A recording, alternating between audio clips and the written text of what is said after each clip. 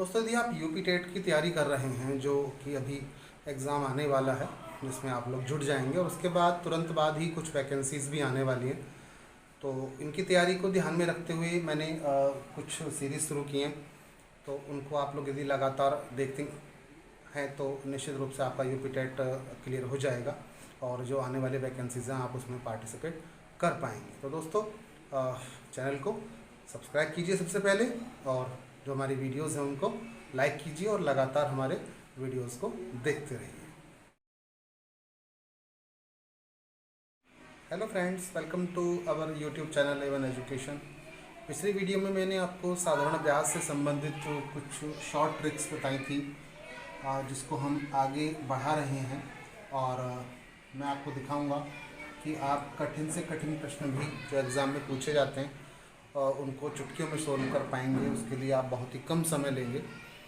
तो आगे देखिए, कुछ आपको कॉन्सेप्ट मैं आपको क्लियर कर देना चाहता हूँ। यहाँ पर एक धन यदि 4 साल में 5 गुना हो जाता है, देखिए पहले आप क्लियर कर लें कि 5 गुना हो जाता है, तो देखिए हमारे पास वो 1 रुपया तो पहले ही था, अब वो 5 गुना यानी कि 5 रुपये हो गया है। तो ये जो डिफरेंस होता है 4 रुपये का, ये हमारा ब्याज होता है। अब हम इसमें इस धन को कितना भी मान सकते हैं। 10 रुपये मानेंगे तो 5 गुना यानी कि 50 रुपये हो जाएगा, तो ब्याज हमारा 40 होगा। यदि हमने माना है कि वो धन 100 रुपये है, वो 5 गुना यानी कि 500 रुपये हो गया है, तो जो डिफरेंस है 400 रुपये ब्याज हो जाएगा।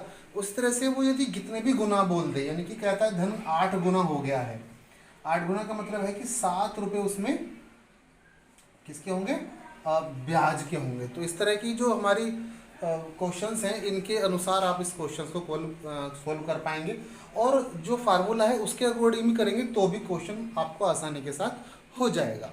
तो देखिए मैं आपको दिखा देता हूँ कि क्वेश्चंस आपको किस तरह से पूछा जाता है।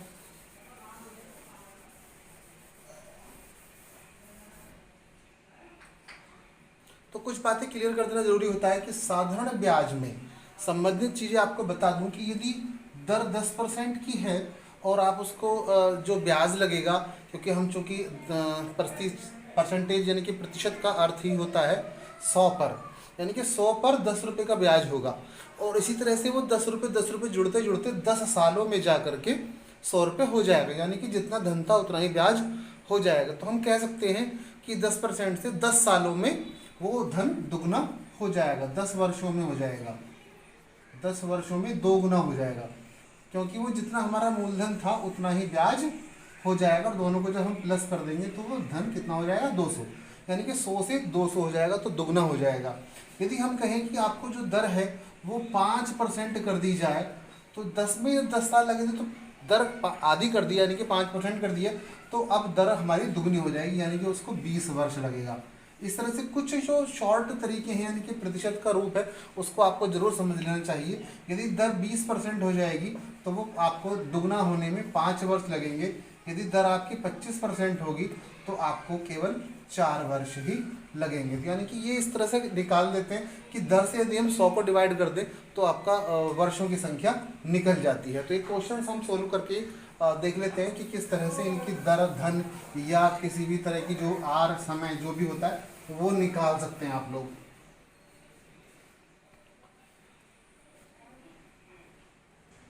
कोई धन 5 वर्षों में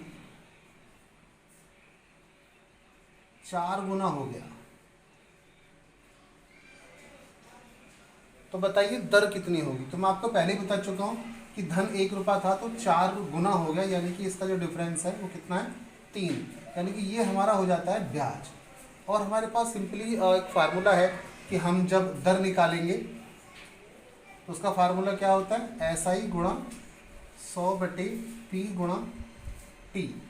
क्लियर है कि SI हमने लिया 3 रुपये हो गया, गुणा 100/P हमने पहले से 1 रुपये माना हुआ था, और T 5 साल में हो गया बटे 5, यानी कि आप जब इसको काटेंगे तो 20 या 60% की दर होगी।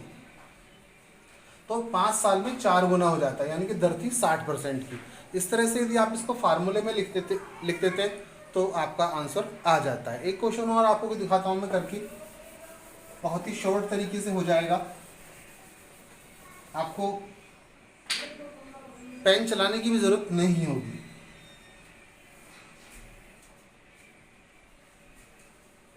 कोई धन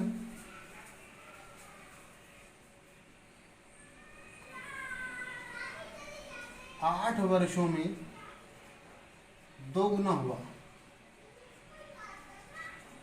तो बताइए दर क्या होगी। एक सीधी सी बात है कि 8 साल में 2 गुना हुआ, 1 रुपये से 2 रुपये हो गया, तो जो डिफरेंस है वो 1 रुपये का है, जो कि हमने आपको बताया था जो डिफरेंस होता है वो होता है ब्याज।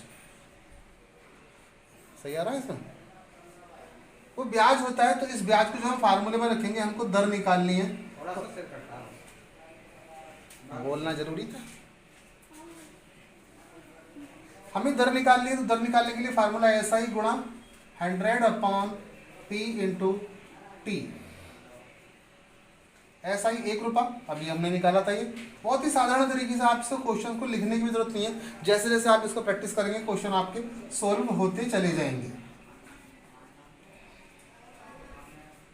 12.5% धन का जो दर है वो आपको आ जाएगा। बहुत ही शॉर्ट तरीका होता है, बहुत ही सिंपल सा क्वेश्चन है, तो आप इसे आसानी से कर पाएंगे। आप देखिए अभी अभी मैंने आपको बताया था, आपको याद होगा। अब यदि इसी क्वेश्चन में आपको पूछ लिया जाए, क्योंकि आपको याद होगा मैंने अभी भी आपको एक दर की टेबल बना कर बताई थी, जिसमें बताया था कि यदि 20% होता है तो 5 सालों में हो जाएगा।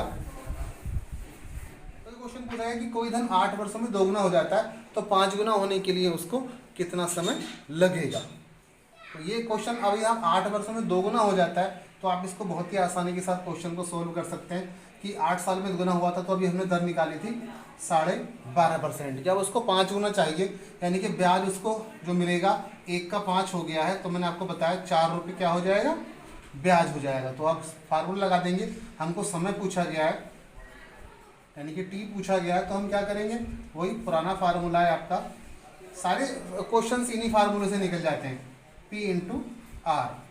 तो ऐसा ही हो जाएगा 4 गुणा 100/P, 1 रुपया था, और ये हो जाएगा 12.5 8 32 सालों में वो धन 5 गुना हो जाएगा। इस तरह से आप छोटे छोटे क्वेश्चन हैं, आसानी के साथ इनको सोल्व कर सकते हैं। आगे मैं आपको और दूसरे तरह के क्वेश्चंस बता रहा हूं, तो उनको सोल्व करने की कोशिश कर।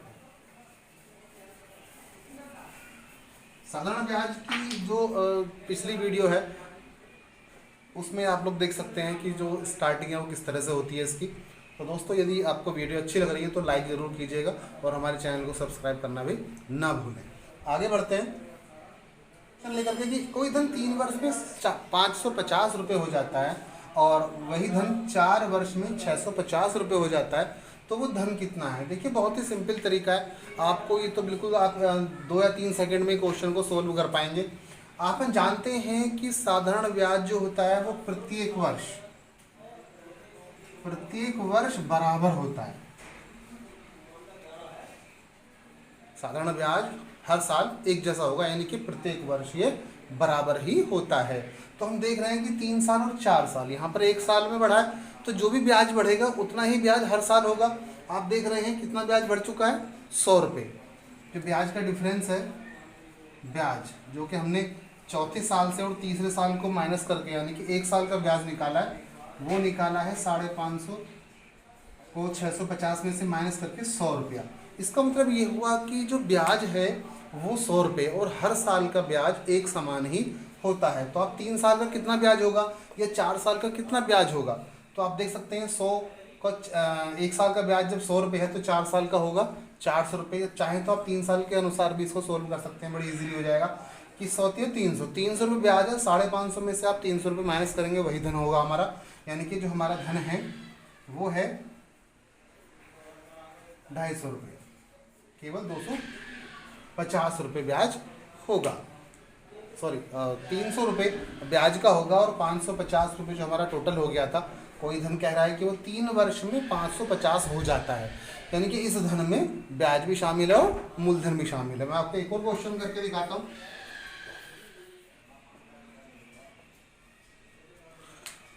तो अगला क्वेश्चन लेते हैं। एक और क्वेश्चन है कि कोई धन 4 वर्ष में 758 रुपये हो जाता है और वही धन 6 वर्ष में 875 रुपये हो जाता है। अब देखिए ये जो धन है ये जो धन आपको दिया गया है इसमें धन भी शामिल है और साधारण ब्याज भी शामिल है। धन भी शामिल है और साधारण ब्याज भी शामिल है। उसी तरह से इस 875 रुपये में भी वही धन शामिल है और ब्याज शामिल है। फर्क सिर्फ इतना है कि ये 4 साल का ब्याज शामिल होगा इसमें और इसमें 6 साल का ब्याज शामिल होगा। लेकिन हम अच्छी तरह से जानते हैं कि जो साधारण ब्याज होता है वह प्रत्येक वर्ष बराबर होता है, यानी कि इक्वल होता है।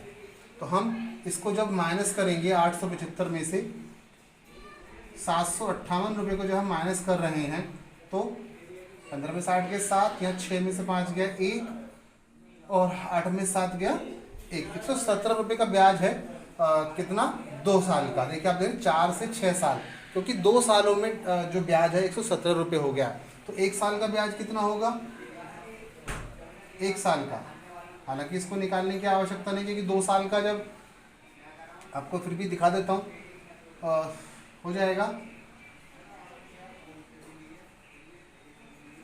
58.50 रुपये होगा। अब 4 साल का ब्याज पूछा है, 6 साल के भी निकाल सकते हैं आप लोग, इससे भी कर सकते हैं, इससे भी कर सकते हैं कि जब हमारा 1 साल का ब्याज 58.50 रुपये है तो 4 साल का कितना होगा। तो 4 साल का ब्याज, 4 वर्ष का ब्याज 58.50 गुणा 4, ये हो जाएगा आपका 234 रुपये, 234। आप इसको वैसे भी निकाल सकते थे कि जब 170 रुपये ब्याज जो है वो 2 साल का ब्याज है, 2 वर्ष का है, तो 4 का कितना होगा? डबल कर दीजिए, तो 117 का डबल हो जाएगा 234 रुपये। तो ये ब्याज आपका निकल जाएगा 234 रुपये।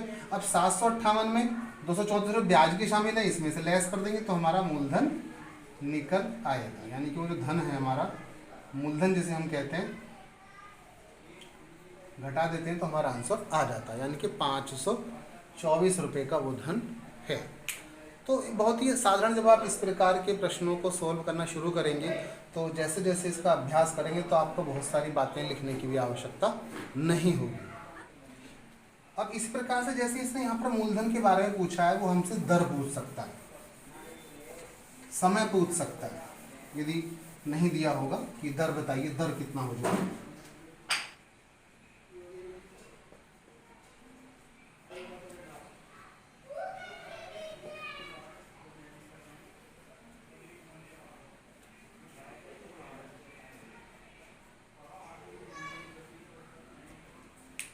तो देखिए आपसे कहा गया है कि 2 वर्ष में कोई धन 720 रुपये हो जाता है और 7 वर्षों में वही धन 1020 रुपये हो जाता है। तो मैं आपको पहले बता चुका हूँ कि इसमें मूलधन और ब्याज दोनों ही शामिल होते हैं। अब देखिए 2 साल और 7 साल का जो डिफरेंस है, यानी कि 5 वर्षों में कितना ब्याज बढ़ चुका है, हम देख रहे हैं ब्याज बढ़ चुका है 300 रुपये। तो 5 साल का 300 रुपये ब्याज हो चुका है। यानी कि यदि 1 साल की बात करें तो 1 वर्ष का ब्याज यदि आपको निकालना है तो 300/5, यानी कि ये हमारा हो गया साधारण ब्याज, यानी कि 60 रुपये का 1 साल में ब्याज हो जाता है। हमसे पूछा क्या है? धन नहीं पूछा है। यदि हमसे पूछा गया होता तो हम 300 रुपये इसमें से माइनस कर देते और हमारा जो धन है वो निकल आता। लेकिन हमसे पूछा गया है दर क्या है। दर का फार्मूला साधारण ब्याज गुणा 100/P × T। तो हमने देखा था कि 2 साल का ब्याज कितना होगा? 120 रुपये। यदि हम इसमें से 120 रुपये घटा दें तो हमारा मूलधन आ जाएगा। यदि हम 720 रुपये में से 60 रुपये, 1 साल का ब्याज है, 2 साल का होगा 120 रुपये, हम इसमें से घटा देते हैं तो हमारा क्या निकल जाता है? मूलधन आ जाएगा। वो मूलधन होगा 600 रुपये, क्योंकि उसकी ज़रूरत आपको यहाँ पर पढ़ने वाली है। यानी कि आपको ऐसा ही होगा हमारा 60 रुपये गुणा 100/600 गुणा समय 1 है, क्योंकि जो हमने 60 रुपये ब्याज लिया था वो 1 साल का था। आप जब इनको डिवाइड करेंगे तो आपका दर आ जाएगा, यानी कि 10% की दर से आपका ये जो ब्याज है चल रहा था। प्रश्नों में साधारण ब्याज के कई बार ऐसे क्वेश्चंस पूछ लिए जाते हैं एग्ज़ाम में कि जो दर है उसके बारे में बताया जाता है कि दर अधिक होती या कुछ कम होती, कम हो तो जो ब्याज होगा बढ़ेगा या घटेगा। यानी कि आपसे कहा गया क्वेश्चन में कि एक धन 10% की दर से लिया गया और उस पर जो ब्याज है यदि 12% होता या 2% अधिक होता तो भी एक ही बात है। 10 से हम 12 कर रहे हैं, हम आपको बता रहे हैं, तो 2% अधिक होगा।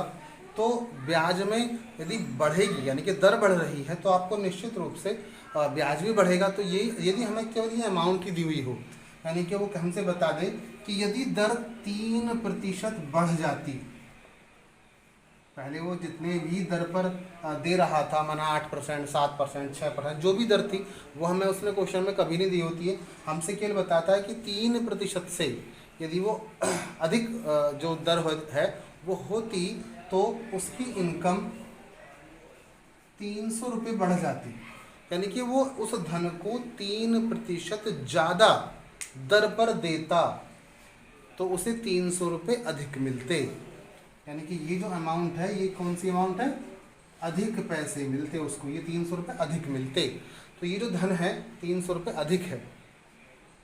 इस धन को अब हमसे कहा गया कि जो समय भी है वो भी दिया होगा कि कितने सालों के लिए उसने धन दिया था, ब्याज दिया था। तो हम ले लेते हैं कि भाई 3% की दर से या 8% की दर से, तो 3% तो बढ़ाने के लिए बोल रहा है, 8% दर होती तो वो 11 हो जाती। यदि आपको 11% भी दी हुई है तब भी आप उसका डिफरेंस ही ले। तो एक बहुत ही छोटा सा फार्मूला मैं आपको बता रहा हूँ, A गुणा 100/P गुणा R, यानी कि जो कि धन कितना होगा। अब हमसे कहा जाए कि जो दर तो 3% बढ़ेगी, समय उसने हमें बताया कि जी ये 4 वर्षों का है। 4 वर्षों के लिए कोई धन उधार दिया गया और उसमें कह रहा है कि वो यदि उस धन को 3% और अधिक पर देता तो उसको 300 रुपये अधिक मिलते। तो हम सिंपली एक फार्मूला लगा देते हैं यहाँ पर ऐसे प्रश्नों में, A गुणा 100/T गुणा R। ये जो A है वो 300 है, यानी कि हम आपको सोल्व करेंगे 300 गुणा 100/T हमने 4 सालों के लिए दिया था और दर उसने बोल रहा है कि 3% बढ़ जाती। तो आप अब इसे काट सकते हैं, 4 से आप इसे काट लीजिए, यानी कि वो धन हमारा होता 2500 रुपये, 2500 रुपये ब्याज धन मूलधन हो जाता है। तो छोटे से क्वेश्चंस होते हैं, आप इनको अभ्यास करेंगे तो आसानी के साथ इनको सोल्व कर पाएंगे।